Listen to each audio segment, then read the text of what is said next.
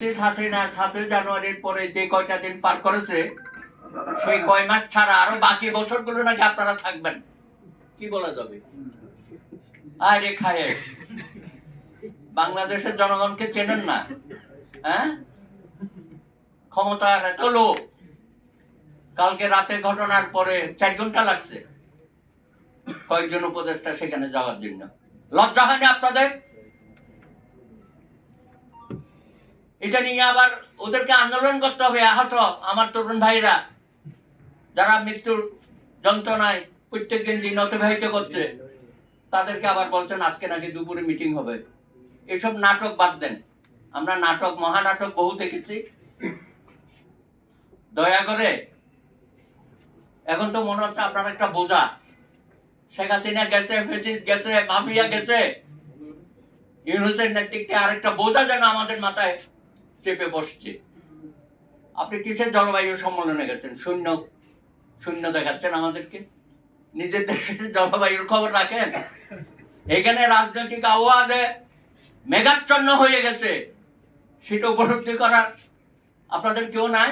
এখানে কতগুলো জঞ্জাল উপদেষ্টা তৈরি করেছেন, কথা বলতে জানে না, হাঁটতে জানে না, কোনো কোঅর্ডিনেশন নাই এদের মধ্যে। খুবই দুর্ভাগ্যজনক এটা। দয়া করে এগুলো বাদ দেন। আগামী ১০০ দিন প্রত্যেকটা দিন আপনাদের হিসাব নিকাশ দিতে হবে। এই অশুভ কর্মকাণ্ড থেকে বিরত থাকেন। সারা দেশের জনগণ, সমস্ত রাজনৈতিক দল, যুবক তরুণ সবাই বৈষম্য বিরোধী। এদের সাথে আমাদের বিভেদ সৃষ্টি করবেন না। আপনাদের কর্মকাণ্ডের কারণে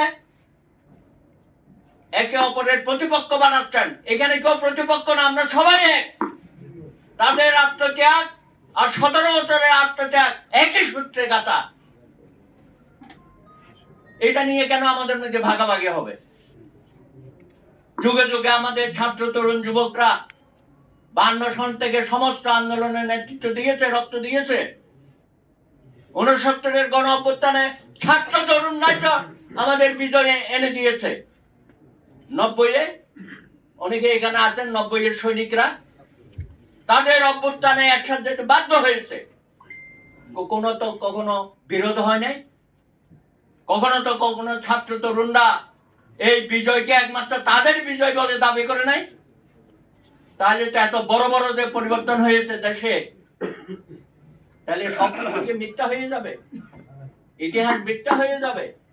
সুতরাং এখন যে পরিবর্তনটা আসছে, নতুন করে যে আমরা আবার স্বপ্ন দেখলাম, ১৭ বছরের জগদ্দল পাথরকে আমরা সরালাম সকলে মিলেমিশে, তার সুফল অতীতে যেমন ৭১-এ ব্যর্থ হয়েছে, ৯০-কে ব্যর্থ হয়েছে, এই গণ অভ্যুত্থানও আমরা ব্যর্থ হতে দিতে পারি না।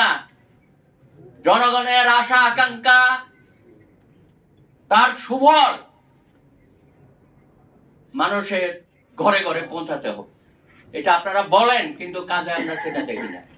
আরে ভাই, নন ইস্যু কতগুলো সামনে কেন আনেন? দরকার আছে এগুলোর? কার ছবি থাকলো আর কার ছবি গেল? মাহফুজ সাহেব, আপনার কোনো প্রয়োজন ছিল না। আপনি একজন উপদেষ্টা, সেটা তো মনে রাখতে হবে। সেটা আপনারা তো রাষ্ট্রপতি ভবনে বললে যে কোনো কর্মকর্তা এটা নামাতে পারতো, আপনার নামাতে হবে কেন? আপনি জানেন এই যে ছবি টাঙানো, আপনারা এটাকে হাইকোর্টে নিয়ে গেছেন। মানে বিগত সরকার হাইকোর্ট থেকে রায় দিল প্রত্যেক ঘরে ঘরে বঙ্গবন্ধুর ছবি তুলতে হবে, অফিস আদালতে তুলতে হবে, ব্যবসার প্রতিষ্ঠানে তুলতে হবে। তুলছেন না? তারপরে কি হইল? যে হাইকোর্ট আদেশ দিল ঘরে ঘরে বঙ্গবন্ধুর ছবি তুলতে হবে, সে হাইকোর্টে এখন বঙ্গবন্ধুর ছবি নাই।